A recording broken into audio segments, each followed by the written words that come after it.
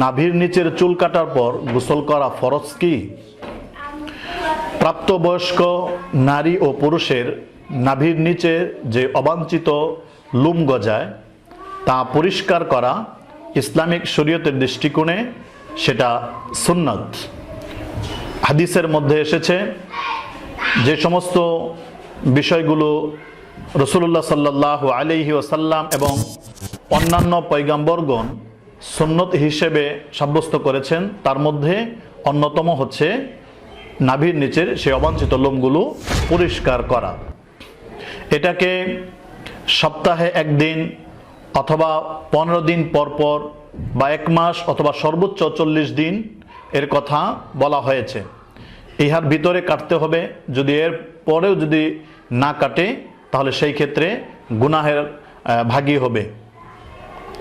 এই পশমগুলো কাটার পরে যেহেতু অজু বা গোসল ভঙ্গের কোনো কারণ পাওয়া যায় না, সেজন্যে নাভির নিচের চুল কাটার পর গোসল করাও ফরজ নয় এবং ওয়াজিবও নয়, সুন্নত নয়।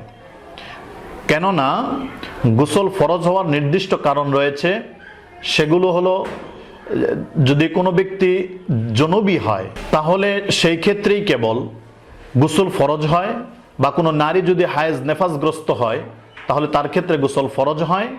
ইহা ছাড়া অন্য কোনো ক্ষেত্রে তার সতর খুললে বা শরীরের যে কোনো অবাঞ্ছিত পশম কাটলে এগুলোর দ্বারা গোসল ফরজ হওয়ার কোনো কারণ পাওয়া যায় না। বিধায় নাভির নিচের পশম কাটার পর গোসল করা ফরজ নয় এবং এটা শরীয়তের ভিতরে কোনো নির্দেশিত বিষয়ও নয়।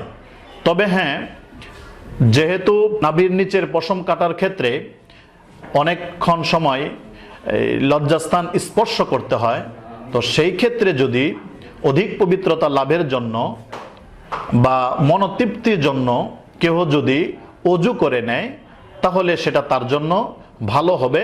তবে এটাও জরুরি কোনো বিষয় নয়। তবে হ্যাঁ, এক্ষেত্রে একটি কথা স্পষ্ট যে যদি নাভির নিচের অবাঞ্ছিত লোম কাটার ক্ষেত্রে যদি কোনো ক্রমে রক্ত বের হয়ে যায় বা ব্লেডে কেটে যায়, তো ইহার মাধ্যমে অজু করা আবশ্যক হবে।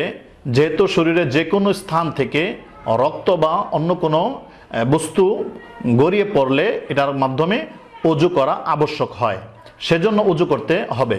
নচেত শুধু নাভির নিচের পশম কাটার কারণে গোসল বা অজু করা কোনোটাই ফরজ হবে না। আল্লাহ রাব্বুল আলামিন আমাদেরকে বোঝার তৌফিক দান করুন।